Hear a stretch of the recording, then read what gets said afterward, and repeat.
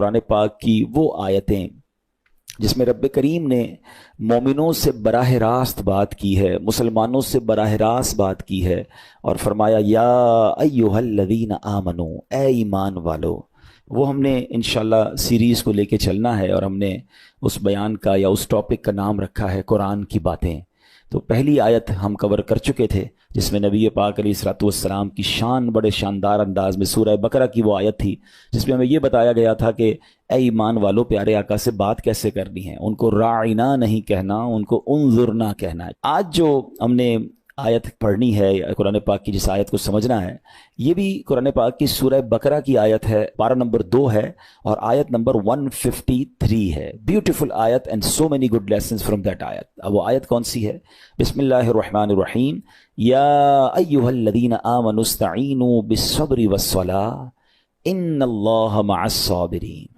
तर्जमा इसका क्या है? ए ईमान वालो, सब्र और नमाज से मदद मांगो, बेशक अल्लाह साबिरों के साथ है। अब यहाँ बहुत खूबसूरत बातें हमें सीखनी हैं कि सब्र और नमाज से मदद मांगो। कुरान हमें रास्ता बता रहा है कि आपको हेल्प चाहिए तो सब्र और नमाज के जरिए आपने हेल्प लेनी है। अब इसका मतलब यह हुआ कि इबादात की अदायगी, गुनाहों से रुकने और नफसानी ख्वाहिशात पूरा न करने पर सब्र किया जाए।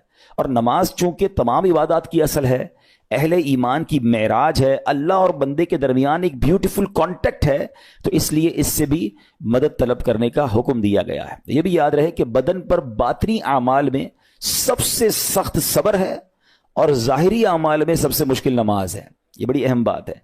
कुछ आमाल वो हैं जिनका ताल्लुक दिल से होता है, इंसाइट होता है। इंसाइट आमाल में सबसे मुश्किल काम क्या है? सब्र करना। और ज़ाहिरी इबादतों में, जिस्मानी इबादतों में सबसे मुश्किल काम क्या है? नमाज पढ़ना। तो ये दो अहम काम दिए गए कि सब्र और नमाज से मदद चाहो। अच्छा, अब हम देखते हैं कि सब्र और नमाज से मदद मिलती कैसे है और सरकार दो आलम सल्लल्लाहु अलैहि वसल्लम का इसमें क्या मामूल था, आप जरा सुनिएगा। अब नबी पाक अलैहिस्सलाम का यही मामूल था। हजरत हुज़ैफा रज़ियल्लाहु तआला अन्हु फरमाते हैं, नबी करीम अलैहिस्सलाम को जब कोई सख्त मुहिम पेश आती तो आप अलैहिस्सलाम नमाज में मशगूल हो जाते। जब मैं खुद इस आयत की कुछ दिनों पहले तैयारी कर रहा था तो बड़ा एक नया, कहते ना, नया बाब आंखों के सामने खुला कि यकीनन जब हम प्रॉब्लम में आते हैं हम दुआ भी करते हैं, हम लोगों से भी कहते हैं, मगर क्या डायरेक्टली हम नमाज की तरफ जाते हैं? हालांकि कुरान ने हमें प्रॉब्लम्स का सॉल्यूशन क्या दिया है कि सब्र और नमाज से मदद चाहो। अब आगे चलें। हज़रत उमर फारूक का भी यही अमल था कि कोई मुश्किल दरपेश आती तो आप रज़ियल्लाहु तआला अन्हु को अगर कभी इस्लामी फौजों के आने में ताखीर पता चलती, यानी आप चूंकि जंगों के लिए फौजों को रवाना करते थे, बहुत शानदार स्ट्रेटेजिक प्लानर थे, तो अब फौज गई और एक्सपेक्टेशन ये थी कि फलां टाइम को वापस आ जाएगी। उस जमाने में टेलीफोन तो था नहीं, इंटरनेट तो था नहीं कि लोकेशन शेयर हो जाएगी या कॉल आ जाएगी कि सर हम यहाँ रुके हुए हैं। अब टाइम हो जाता और फौज वापस ना आती ना, तो आप अब उसको क्या करते? क्या पता तो नहीं क्या हुआ उनके साथ, खैरियत से आ जाएं, तो आप नमाज में मशगूल हो जाते, नमाज के लिए खड़े हो जाते। अब क्या हमारे साथ कभी ऐसा होता है कि हमारा बच्चा कहीं गया है, उसकी खबर नहीं आ रही, या कोई चीज हमारी आनी है अभी तक पहुंची नहीं है, या कोई अच्छी न्यूज नहीं आ रही है, तो हम क्या उसके लिए नमाज की तरफ जाते हैं? ये नबी पाक का हमेशा मामूल रहा। हजरत अब्दुल्लाह बिन मोहम्मद हनफिया रहमतुल्लाहि तआला अलैह फरमाते हैं कि मैं और मेरे वालिद एक अंसारी रिश्तेदार के पास इयादत करने गए। जब नमाज का वक्त हुआ तो उन्होंने अपने अहले खाना में से किसी को पुकारा कि ए लड़की, वुजू का पानी ले आओ और हमारे लिए नमाज में राहत पहुंचाओ, नमाज पढ़कर मैं राहत पाऊं, जल्दी से वुजू का पानी ले आओ। तो कहते हैं हमने उन अंसारी शख्सियत के अल्फाज पर बड़ा ताज्जुब किया कि नमाज से राहत कैसे मिलती है।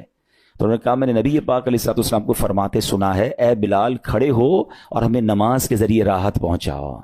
And it means namaz is a relaxation for all of us.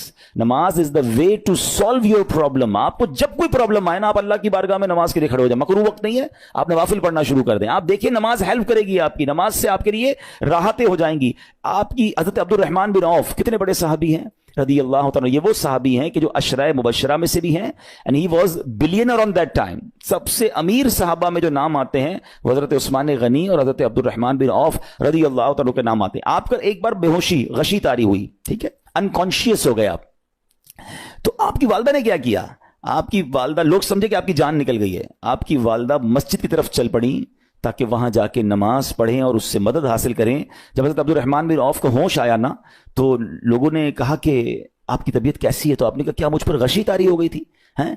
तो कहा जी, تو کہتے ہیں بے شک میری بے ہوشی میں میرے پاس 2 فرشتے آئے اور کہنے لگے تم چلتے نہیں کہ ہم تمہیں خدا کی بارگاہ میں لے جائیں اور تمہارے بارے میں فیصلے لیے جائیں؟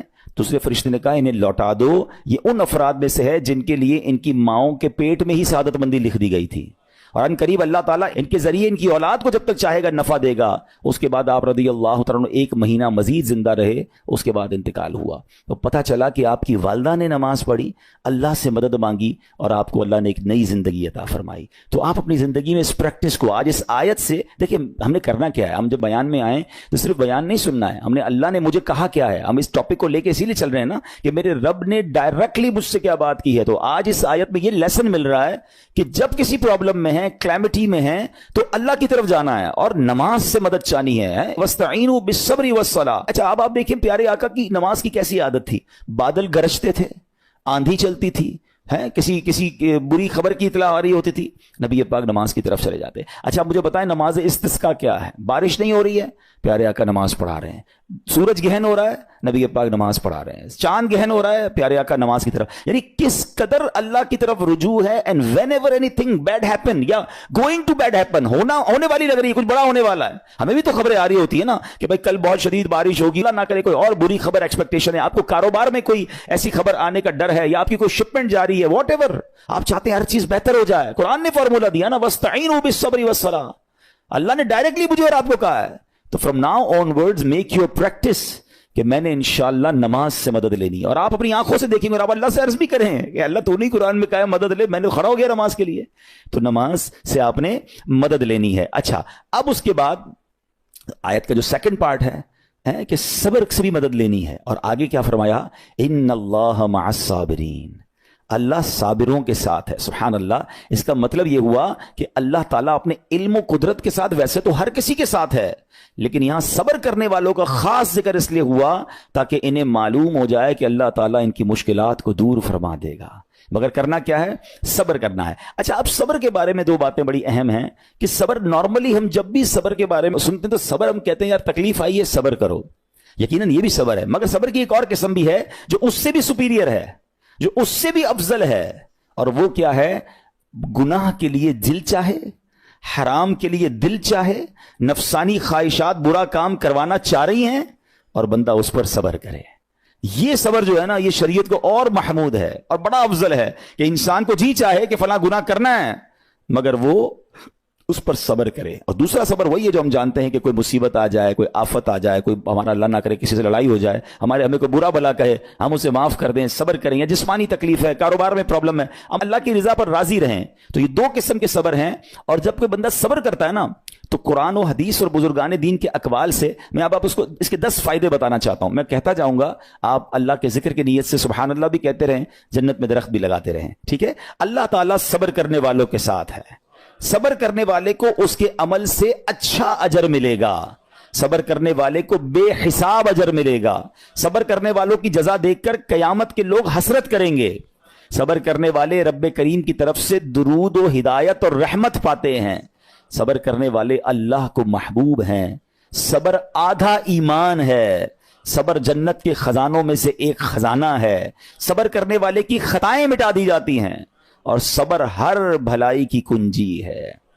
اب آتے ہیں ان دونوں صبر کو تھوڑا سا ڈیفائن کرتے ہیں۔ ایک نفسانی خواہشات، گناہ کا جی چاہتا ہے، کیونکہ نفس ہے نا وہ تو ہر وقت موج مستی چاہتا ہے، وہ تو ہر وقت چاہتا ہے جناب بس یہ بھی کام کر لوں وہ بھی کر لوں۔ اب مجھے یہ دیکھنا ہے کہ میرا یہ کام اللہ کو راضی کرے گا یا رب کو ناراض کر دے گا۔ لیکن جو نفسانی خواہشات پر صبر کرتا ہے نا، گناہ سے اپنے آپ کو بچاتا ہے، قرآن کیا کہتا ہے؟ وَأَمَّا مَنْ خَافَ مَقَامَ رَبِّهِ وَنَهَى النَّفْسَ عَنِ الْهَوَىٰ فَإِنَّ الْجَنَّةَ هِيَ الْمَأْوَىٰ، اور رہا وہ جو اپنے رب کے حضور کھڑے ہونے سے ڈرا اور نفس کو خواہش سے روکا تو بے شک جنت ہی اس کا ٹھکانہ ہے۔ دل چاہ رہا ہے، شیطان کہہ رہا ہے کر لے، کوئی دیکھنے والا نہیں ہے، علاقہ بھی چینج کر لیا، شہر بھی تبدیل ہو گیا، nobody here to watch you، مگر اللہ دیکھ رہا ہے۔ اچھا نارملی اگر غور کریں ہم گناہ کرتے کیوں ہیں؟ جتنے بھی گناہ ہیں، واٹ ایور لسٹ آف گناہ اٹھائیے، کوئی شراب پیتا ہے، کوئی بدکاری کرتا ہے، معاذ اللہ کوئی جوا کھیلتا ہے، کوئی جناب بے حیائی کرتا ہے، گندی چیزیں دیکھتا ہے یا جھوٹ بولتا ہے، واٹ ایور، ان تمام گناہوں میں تھوڑی سی لذت ہے، ٹیسٹ، ٹھیک ہے؟ غیبت میں بھی ٹیسٹ ہے، بلکہ کتابوں میں آیا کہ غیبت میں شراب سے بھی زیادہ مزہ ہے، جبھی تو بندہ چھوڑتا نہیں ہے۔ اچھا لیکن یہ تمام ٹیسٹ میں ایک بڑی اہم بات اب میں کہنے جا رہا ہوں. یہ بزرگ نے بڑی کمال کی ون لائنر ہمیں دے دیا ہے. وہ کہتے ہیں کبھی بھی لذت کے لیے گناہ مت کرنا, کیونکہ لذت ختم ہو جائے گی, گناہ کا جواب اور پنشمنٹ باقی رہ جائے گی. اب آپ اس فارمولے کو سامنے رکھیں کہ جب بھی ہم گناہ کرتے ہیں فیو منٹس یا فیو آورز کی ایک انجوائمنٹ ہے, آفٹر دیٹ انجوائمنٹ ختم, مگر اس کا جواب باقی ہے, عذاب باقی ہے, اللہ نہ کرے اللہ ناراض ہوا تو پنشمنٹ باقی ہے. تو کیا فرمایا, انجوائمنٹ کے لیے گناہ مت کرنا, انجوائمنٹ ختم ہو جائے گی, عذاب باقی رہ جائے گا. اور اگلا سینٹنس کتنا خوبصورت ہے, فرماتے ہیں کبھی بھی تکلیف کی وجہ سے نیکی مت چھوڑنا, تکلیف ختم ہو جائے گی, اجر باقی رہ جائے گا.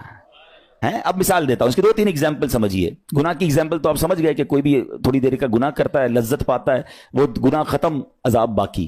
اب نیکی میں کیا ہوتا ہے, فجر کے لیے اٹھنا, نیند آ رہی ہے, دل نہیں چاہ رہا, آپ اٹھے, آپ نے وضو کیا, فجر پڑا, وہ اٹھنے کی تکلیف تو ختم ہو گئی نا, واپس سونا ہے تو سو جائیے, مگر فجر کا اجر اور ثواب باقی رہ گیا ہے. رمضان کے روزے ڈیفیکلٹ ہیں, لیکن افطار کے بعد تکلیف ختم ہو جاتی ہے, ہم کھاتے پیتے ہیں, موج کرتے ہیں, مگر ثواب باقی رہ جاتا ہے. کبھی کبھی آپ کو کوئی مسجد میں بلاتا ہے, یار چلو بھائی بیان ہو رہا ہے, اجتماع ہو رہا ہے, کوئی نیکی کی بات ہو رہی ہے, نہیں یار دل نہیں چاہ رہا, آپ آ گئے, آدھے 1 گھنٹہ بیٹھے, پھر چلے گئے, وہ آپ کا جو ٹینشن تھا یا پریشر تھا وہ ختم ہو گیا, مگر ثواب باقی رہ گیا. تو اب اس فارمولے کو یاد رکھیے گا, جب بھی گناہ آپ کی طرف آئے نا, آپ سوچیں کتنی دیر کا فائدہ ہے, 1 گھنٹہ دوستوں کے ساتھ بیٹھوں گا, بری باتیں کروں گا, 2 گھنٹے فلم دیکھوں گا, 2 ڈھائی 3 گھنٹے, بس اس کے بعد جواب تو باقی ہے نا, قیامت تک اللہ کو جواب دینا پڑے گا. نہیں یار مجھے انجوائمنٹ کے لیے گناہ نہیں کرنا ہے. اور جب کوئی نیکی کا کام آئے اور آپ کو لگے یار دل نہیں چاہ رہا, مزہ نہیں آ رہا, بوریت ہوگی, چھوڑنا یار, تو بندہ سوچے کتنی دیر کی نیکی ہے, آدھے گھنٹے کی, 1 گھنٹے کی, بس 2 گھنٹے کی, اور ثواب باقی رہ جائے گا. Let's do it. اگر یہ بات سمجھ آ گئی نا آپ کو, تو انشاءاللہ دیکھیے گا گناہ سے بچنا اور نیکیاں کرنا آسان ہو جائے گا. تو اب کیا فرمایا قرآن نے کہ جس نے اپنے نفس کو روکا, کیا خوبصورت آیت ہے, وَأَمَّا مَنْ خَافَ مَقَامَ رَبِّهِ وَنَهَى النَّفْسَ عَنِ الْهَوَىٰ, اور رہا وہ جو اپنے رب کے حضور کھڑے ہونے سے ڈرا اور نفس کو خواہش سے روکا, تو بے شک جنت ہی اس کا ٹھکانہ ہے. اور ایک اور جگہ کمال سے فرمایا, وَلِمَنْ خَافَ مَقَامَ رَبِّهِ جَنَّتَانِ, مبارک ہو ان کو جو اللہ سے ڈرتے ہیں نا, صبر کرتے ہیں, گناہ نہیں کرتے, رک جاتے ہیں. قرآن کہتا ہے جو اپنے رب کے حضور کھڑے ہونے سے ڈرے اس کے لیے 2 جنتیں ہیں, 1 نہیں 2 جنتیں ہیں. سورہ رحمان کی آیت ہے. تو پتا چلا کہ نفس کو روکنا یہ آسان بھی نہیں ہے, ہاں دل بہت چاہتا ہے, مگر یہ صبر جو ہے نا, ان اللہ مع الصابرین کا جو معراج ہے, جو ٹاپ آف دا لسٹ صبر ہے, وہ یہ صبر ہے. اچھا اب آتے ہیں ایک اور صبر کی صورت, کہ اب آپ کو کسی نے غصہ دلا دیا, برا بھلا کہا, یا آپ کے مزاج کے خلاف بات ہو گئی, اب آپ نے روکنا ہے اپنے آپ کو. اب غصے کا اظہار نہیں کرنا, لڑائی نہیں کرنی, گالی کا جواب گالی, اینٹ کا جواب پتھر, انگریزی کا مقولہ ہے نا ٹٹ فور ٹیٹ, جیسے کو تیسا نہیں, یہ ہماری شریعت ہمیں نہیں سکھاتی. اچھا آج کل کسی کو کہو نا یار آپ کیوں یار لڑائی کر رہے ہیں, بھائی میں جواب نہ دوں تو لوگ سمجھیں گے کمزور آدمی ہوں, مجھے اپنا روب بھی تو رکھنا ہے, میں بھی تو پتا چلے کون ہوں, اپنا بتاؤں تو صحیح کون ہوں. سچی بات پتہ ہے کیا ہے, جو ٹٹ فور ٹیٹ کرتا ہے, گالی کا جواب گالی سے دیتا ہے نا, وہ واقعی بتا دیتا ہے وہ کون ہے, وہ اپنا تعارف کروا رہا ہوتا ہے کہ یہ بھی ایسا ہے, میں بھی ویسا ہی ہوں. او بھائی. اچھا پھر ایک اور عجیب جملہ بڑا مشہور ہے آج کل, جناب ہم شریف کے ساتھ شریف ہیں, ہم بدماش کے ساتھ بدماش ہیں. مجھے آج تک سمجھ نہیں آئی یہ کون سا بٹن لگا ہوا ہے آپ کے اندر کہ شریف کے ساتھ آپ شریف ہو جاتے ہیں, بدماش آتا تو آپ بھی بدماش ہو جاتے ہیں. جناب والا, شریف آدمی شریف کے ساتھ بھی شریف ہوتا ہے, بدماش کے ساتھ بھی شریف ہوتا ہے. جب بھی تو وہ غلط آدمی اچھا ہوگا نا. نبی پاک علیہ الصلوۃ والسلام نے گالیاں سن کر دعائیں دی ہیں, پتھر برسانے والوں کو بھی دعائیں دی ہیں, مگر ہم تو تیار ہی رہتے ہیں, یار میں بتاؤں گا اس کو میں کون ہوں, 1 گالی دی ہے میں اس کے ساتھ پشتوں کو گالیاں دوں گا. تو پھر آپ بھی ویسے ہی ہو گئے نا جناب. حدیث پاک کیا ہے, ہو از مور اسٹرانگر, ہو از مور پاورفل. اللہ کے حبیب علیہ الصلوۃ والسلام فرماتے ہیں کہ بہادر وہ نہیں, یہ بخاری شریف کی حدیث ہے, بہادر وہ نہیں جو پہلوان اور دوسرے کو پچھاڑ دے, بلکہ بہادر وہ ہے جو غصے کے وقت اپنے آپ کو قابو میں رکھے. اصل بہادری یہ ہے. تو اگر آپ نے واقعی صبر سے مدد لینی ہے, ان اللہ مع الصابرین کا مجدہ لینا ہے, تو بدلے نہیں لینا ہے, معاف کرنا ہے. ذرا مل کر میرے ساتھ شب قدر کی دعا دہرائیے گا, اللہم انک عفو کریم تحب العفو فاعف عنی, اللہم انک عفو کریم تحب العفو فاعف عنی, اللہم انک عفو کریم تحب العفو فاعف عنی. واٹ از دا میننگ, اس دعا کا معنی کیا ہے؟ اللہم انک عفو, اے اللہ تو معاف کرنے والا ہے, تحب العفو, معافی کو پسند کرتا ہے, فاعف عنی, اللہ مجھے بھی معاف کر دے. ہم کیا کہہ رہے ہیں اللہ سے, اللہ مجھے معاف کر دے, میرے سارے اگلے پچھلے گناہ معاف کر دے. مگر دیر از اے کوسچن, آپ نے معاف کر دیا سب کو؟ بندہ کہتا نہیں میں تو انتظار میں بیٹھا ہوں, میں تو موقع کی تلاش میں, بس موقع ملے پھر بتاؤں گا میں کون ہوں. ہاتھ میں آ نہیں رہا بندہ, ٹرائی کر رہا ہوں کسی جگہ آ جائے, بس کوئی اس کے پیسے ویسے آ جائیں, کوئی اس کا معاملہ میرے پاس آ جائے, بس پھر دیکھو کیا کرتا ہوں. بیٹھے اس انتظار میں بیٹھے بہت سارے لوگ, کمال ہے یار. یعنی دشمنیاں پالی ہوئی ہیں, رشتہ داریاں کاٹی ہوئی ہیں, دوستوں کے پاس جا نہیں رہے ہیں, میاں بیوی میں لڑائی ہے, ایک سوری کے لیے بیوی گھر بیٹھی ہے, وہ کہتی شوہر سوری کہہ دے تو میں آ جاؤں گی, شوہر کہتا ہے بیوی معافی مانگ لے تو میں لے آؤں گا. ارے بھائی کوئی بھی آگے بڑھ کے معافی کر لو بھائی, اللہ سے معافیاں مانگ رہے ہو, بندوں کو معاف کرنے کے لیے کوئی تیار نہیں ہے. مجھے خود بتائے نا یہ کیسی دعا ہے کہ اے اللہ تو مجھے معاف کر دے, میں نے کسی کو معاف نہیں کرنا. یہ بنتی ہے دعا؟ اللہ سے پتہ ہے کیا کہیں, اے اللہ میں نے بندہ ہو کر تیرے سارے بندوں کو معاف کر دیا ہے, تو سب سے بڑا معاف کرنے والا ہے نا, اللہ تو بھی مجھے معاف کر دے. Look at the way to talk, یہ مزہ ہے نا بات کرنے کا, پھر دعا کرنے کا لطف بھی آئے گا آپ کو. تو دشمنیاں نہ رکھیں, غصے پر قابو پائیں, معاف کریں. ایک حدیث سن لیجئے, لرزا دیتی ہے, ڈرا دیتی ہے. اللہ کے نبی علیہ الصلوۃ والسلام فرماتے ہیں جو رحم نہیں کرتا اس پر رحم نہیں کیا جاتا. حدیث کا خلاصہ ہے. اور جو معاف نہیں کرتا اسے معاف نہیں کیا جاتا. اب بتائیے ہم معاف کرتے ہیں, ہم رحم کرتے ہیں, ہم کہتے ہیں اللہ ہم پر رحم کرے, ہم کسی پر رحم نہ کریں. نہیں ہوگا رحم, پہلے اپنے اندر تو لائیے یہ باتیں.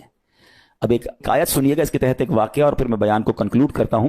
اللہ کریم ارشاد فرماتا ہے الذین ينفقون فی السراء والضراء والکاظمین الغیظ والعافین عن الناس واللہ یحب المحسنین. قرآن میں رب فرماتا ہے وہ جو خوشحالی اور تنگ دستی میں اللہ کی راہ میں خرچ کرتے ہیں. یہ بڑی خوبصورت بات ہے, یہ غریب اسلامی بھائیوں کے لیے بھی مدنی پھول ہے. امیر تو خرچ کرتا ہے نارملی, غریب خرچ نہیں کرتا اللہ کی راہ میں. ہمارے قبلہ مفتی قاسم صاحب نے تفسیر قرآن صراط الجنان میں ایک بڑی پیاری بات لکھی. آپ کہتے ہیں پوری دنیا کے امیروں کا سروے کر لینا, ان کی جو پیسے بڑھنے کی ایک وجہ یہ بھی ہوتی ہے کہ وہ کہیں نہ کہیں چیریٹی کر رہے ہوتے ہیں, مدد کر رہے ہوتے ہیں. وہ مدد اور وہ نیکی ان کے پیسے بڑھا رہی ہوتی ہے. اور پوری دنیا کے غریبوں کا سروے کریں تو ان میں سے بڑی تعداد وہ جو خرچ ہی نہیں کرتی اللہ کی راہ میں. کہتے ہیں ہم کیا خرچ کریں, ہم تو غریب ہیں, ہم پر لوگ خرچ کریں. میں آپ کو فارمولہ دے رہا ہوں اور یہ قرآن سے دے رہا ہوں. جو تنگی میں بھی اللہ کی راہ میں خرچ کرتے ہیں, جو خوشحالی میں بھی خرچ کرتے ہیں. آپ تنگی میں آپ روپیہ خرچ کریں, یہ نہیں کہتے آپ 10,000 روپے خرچ کریں, جتنی آپ کی حیثیت. یہ کاروبار ہے, آپ 1 روپیہ دیں گے اور آئے گا, آپ 10 روپے دیں گے اور آپ کسی نہ کسی نیکی کے کام میں خرچ کرتے رہیں, آپ غربت سے باہر آ جائیں گے. If you want to take out yourself from that problem, آپ آئیں اللہ کی راہ میں خرچ کرنا شروع کریں. قرآن کہہ رہا ہے کہ جو تنگی اور خوشحالی میں اللہ کی راہ میں خرچ کرتے ہیں. اور اگلا پارٹ کتنا خوبصورت ہے, فرمایا والکاظمین الغیظ والعافین عن الناس, فرمایا اور غصہ پینے والے اور لوگوں سے درگزر کرنے والے. انعام کیا ہے, واللہ یحب المحسنین, اور اللہ نیک لوگوں سے محبت فرماتا ہے. اور پھر ہاں زندگی میں کلیمٹیز, پرابلم, بیماریاں, مشکلیں, قرآن خود کہتا ہے کہ من قریب تمہیں آزمائیں گے. کبھی بیماری آئے گی, کبھی بھوک آئے گی, کبھی مال کم ہو جائیں گے, کبھی ڈسٹربنس آئے گی, خوف آ جائے گا. تو بی ریڈی فار دیٹ, صبر کرنا ہے, کیونکہ اللہ نے فرمایا وبشر الصابرین, صبر کرنے والوں کے لیے خوشخبری ہے. تو اللہ کرے کہ یہ بات ہمیں سمجھ آ جائے اور ہم اس آیت پر عمل کرنے والے بن جائیں تو زندگی بڑی آسان ہو جائے گی. یہاں ایک میں عقیدے کی بات بھی کلیریفائی کر دوں. کچھ لوگوں کو بعض اوقات کنفیوژن ہوتی ہے یا لوگ کنفیوژن کریٹ کرتے ہیں. مجھے ایک بات بتائیے گا کہ اللہ کیا کہہ رہا ہے, وَاسْتَعِينُوا بِالصَّبْرِ وَالصَّلَاةِ, اے ایمان والو صبر سے اور نماز سے مدد چاہو. کیا صبر اور نماز خدا ہیں؟ بتائیے, نہیں ہے نا, اللہ تو نہیں ہے. ہم صبر اور نماز کی عبادت تو نہیں کرتے. تو جب قرآن کہہ رہا ہے کہ صبر اور نماز سے مدد مانگو, تو غیر اللہ سے مدد مانگنے کا درس تو ہمیں قرآن دے رہا ہے. تو اس کا مطلب یہ ہوا کہ اللہ کے سوا کسی چیز سے یا کسی شخصیت سے مدد لینے کا مقصد یہ نہیں ہوتا کہ ہم اس کی عبادت کر رہے ہیں. اگر آج کے دور میں کوئی اللہ کے نبی سے کہتا ہے کہ یا رسول اللہ انظر حالنا, یا بھر دو جولی میری یا رسول اللہ, تو یہاں کوئی شرک کی بات نہیں ہے, کیونکہ یہاں یہ نیت نہیں ہے کہ ہم ان کو خدا مان رہے ہیں, یا یہ بھی نیت نہیں ہے. ایک بات, ایک عقیدہ کلیئر کر دیتا ہوں, پوری دنیا میں عاشقان رسول کا یہی عقیدہ ہے کہ کوئی نبی, کوئی صحابی, کوئی ولی اپنی طرف سے کسی کو کچھ نہیں دے سکتا. وہ سب رب کے محتاج ہیں, اللہ کسی کا محتاج نہیں ہے. جو اللہ کا ہے وہ اس کا اپنا ہے. ہاں اللہ نے اپنے مخصوص بندوں کو کچھ عطائیں کی ہوئی ہیں, کچھ پاورز دیے ہوئے ہیں, وہ اللہ کی عطا سے اگر کسی کو تقسیم کرتے ہیں تو اس میں کوئی پرابلم نہیں ہے. قرآن کہہ رہا ہے اے ایمان والو صبر اور نماز سے مدد چاہو. یہاں ایک اور بات سمجھنی ہے, دنیاوی طور پہ بھی کیا ہوتا ہے کہ آپ کسی باس ہوتا ہے اپنے کسی مینیجر کو پاور آف اٹارنی دے دیتا ہے کہ یہ تمہارے پاس اس پراپرٹی کا پاور ہے، تمہارے پاس فلاں چیز کا پاور ہے، وہ اس پاور کے بہاف پر وہ کام کر دیتا ہے، مگر کوئی یہ نہیں کہتا کہ he is the owner, actually he have attorney, he have power of attorney. بالکل ہمارا بھی عقیدہ یہ ہے کہ اللہ نے اپنے کچھ مخصوص بندوں کو، اپنے پیاروں کو کچھ اختیارات عطا فرمائے ہیں، اور جب وہ ان اختیارات پر عمل کرتے ہیں تو ایکچولی وہ اللہ ہی کی عطا ہے۔ ہاں، دنیا میں اگر کوئی یہ سمجھتا ہے کہ کوئی شخصیت یا کوئی بزرگ یا کوئی اللہ والے اپنی طرف سے دیتے ہیں، رب کا اس میں کوئی دخل نہیں، تو یہ شرک ہے، یہ بات درست نہیں ہے۔ ہمارا سب کا عقیدہ یہ ہے کہ جو کچھ دنیا میں اگر کسی ولی، نبی، صحابی کے پاس ہے وہ رب کا دیا ہوا ہے، رب کی عطا ہے، رب ان کو دیتا ہے، رب کو کوئی نہیں